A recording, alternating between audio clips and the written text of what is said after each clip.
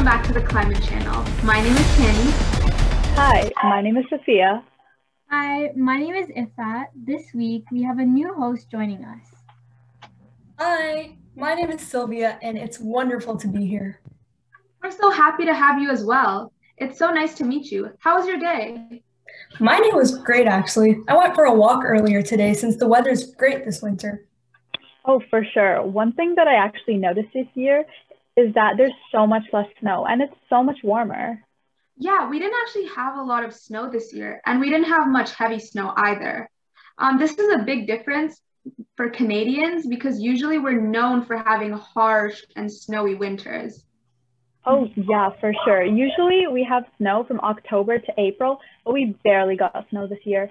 The latest estimate is that the maximum amount of snow that collects on the ground each year in the non-alpine areas of North America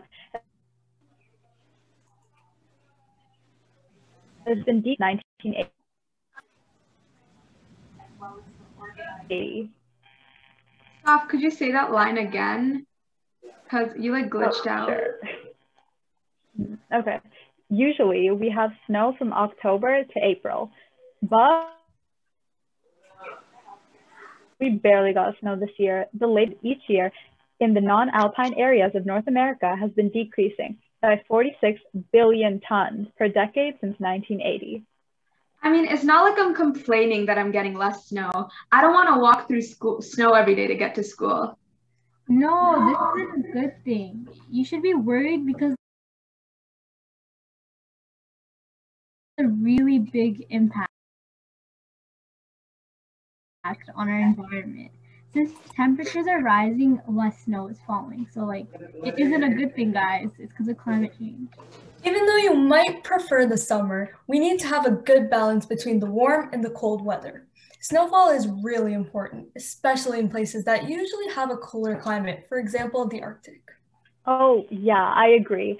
As we mentioned in the last episode, animal populations are decreasing and the habitats are melting away because it's so warm now. Oh yeah, I heard something about polar bears that live in the Arctic, and the ice melting is actually putting them in danger because they don't have habitats. I think I actually saw a video online of a polar bear drowning. Oh yeah, I saw the same video. It actually went viral, and it was essentially just a polar bear that was trying to stay afloat on ice, but all the ice was melted, so it was drowning, and its fur was so brown and matted, and it was so skinny. You could see its bones. It was really heartbreaking. Oh my God, that's crazy. And the increase in temperature is causing all the ice caps to melt. That's also bad for the fish because they require proper specific temperatures and water conditions. They'll leave their main spot to find conditions that suit their needs, which causes less food for polar bears and other animals since they rely on fish for food and go extinct due to the change in their food cycle. The monarch butterfly is also threatened because of the many disruptions to their migration caused by climate change. Oh yeah, and it's not only monarch butterflies, it's actually more than 1 million species that are at risk of extinction because of climate change. Not only do these animals lose their habitat, their food, and other basic necessities that they need to survive, but it causes sea levels to rise faster than normal since all the melted ice flows from the lakes and oceans. Yeah, actually, the sea levels are a problem for us too, because entire countries and cities are on the verge of disappearing because of the rising sea levels. Many smaller islands will be the first to go, like Tuvalu or the Maldives, but bigger countries will soon start to sink too if global warming continues. Cities like Dhaka, Bangladesh, and Houston, Texas are said to disappear by 2100. It's really scary. Oh, for sure. Venice,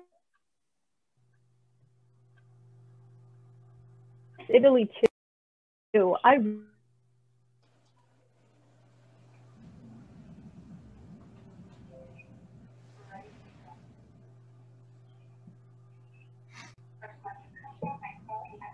Yeah. We can't hear you, Soph. I heard Venice and then you cut off. I know Sophia wanted to go to Venice, Italy.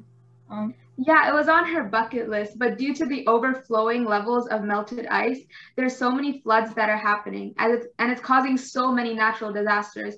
Not just flooding, there's hurricanes and other things for countries that are near water due to overhumidity, like for Bangladesh and other South Asian countries. Not only is there an abundance of water, but places like Australia had huge forest fires because the air is so dry and hot. The trees are practically matches waiting to be lit. Oh yeah, earlier on social media, I heard about these wildfires that were happening in 2020. I remember seeing people going through severe consequences. Ifat, do you know what these places are doing right now? These places are taking extra precautions to help prevent climate change. A lot of small islands had a drastic change in climate, so they are doing whatever they can to slow it down because it's like so severe, you know? Currently, people are actually using a lot of fossil fuels. That's one of the problems. Things like coal and oil are being used on a daily basis in large amounts. Not only are we wasting these natural resources, but we're damaging our ozone layer in the process. Some people might not understand what the ozone layer is, so does anyone want to explain what the ozone layer is? I can do it. The ozone layer is a layer of gases that exist in the Earth's atmosphere. These gases are used to protect us from the sun and its harmful rays.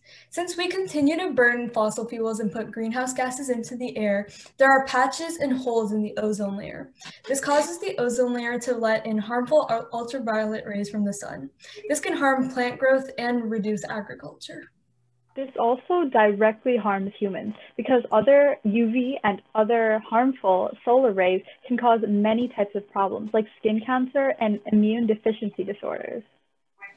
And don't forget wrinkles. I don't want to look 30 when I'm actually 20. And this should be a big worry, as fossil fuels are the second most important source of electricity in Canada. About 9.5% of electricity supply comes from coal, 8.5% from a natural gas, and 1.3% from petroleum. Since a lot of our electricity supply comes from fossil fuels, what can we do to stop it? We burn fossil fuels every day. Whether it's driving in cars or supporting large factories that produce pollution, we all contribute to the damage. However, these fossil fuels like coal and oil will run out eventually. So instead, we should use alternative sources of energy that people can use to help the environment that are reusable. Actually, this isn't really Canada's problem because, as Ifat says, only about 9.5% of electricity comes from coal. So around only 19% of Canada's electricity comes from coal, gas, and oil. 81% is produced by clean energy things like hydro, nuclear, solar, or wind power, because Canada has the advantage of having Niagara Falls, which is a great source of hydroelectricity. So even though that we still have to cut back, this isn't really Canada's problem, but there's still things we must do. And I know like Soph told me about like her car and her house. She said that she has solar panels installed in her house, and her family even owns a car that runs on battery. So I think other families should start doing that. That way our cars won't waste gas that can be used for other purposes. It also ensures we don't put more pollution into our air, you know? Yeah, so Canada's problem isn't really not having renewable sources of energy, but we could still do things like this to help out. I'm not really that, I don't really use reusable sources. So can you guys tell me where I can get these? There are many reusable sources available. You can buy an electric or battery powered car and buy solar panels, but the only downside is that it's extremely expensive. These are all great ways for us to help stop global warming that we should remember after the show ends. But remember, it's not just regular civilians and cars and energy that's causing global warming. A huge portion of global warming and greenhouse gases are caused by industrialization. Oh, yeah, definitely. Factories release a lot of greenhouse gases like methane. In fact, 37% of the methane emission comes from factories and large corporations alone. It's terrible that factories are doing that, even though they have the money to help fix it. Recently, I heard that the concentration of carbon dioxide in our atmosphere as of mid 2020 is the highest it's been in human history. Yeah, and I also heard from NASA data that the average global temperatures in 2019 were 1.8 degrees Fahrenheit warmer than the 20th century average. In fact, the 5 warmest years in the 1880 to 2019 record have all occurred since 2015. Yeah, all these damages and problems from global warming can all be traced back to humans. So we're the ones that are causing it. But that also means climate change can be slowed down if we all try and do our best. Because of that, we need to understand why our Earth is warming up and how we can stop it by using the methods that we mentioned earlier. I hope that we were able to help spark a conversation in your everyday lives and help inspire you to do things to save our Earth. Thank you for tuning into the Climate Channel. Bye. Bye.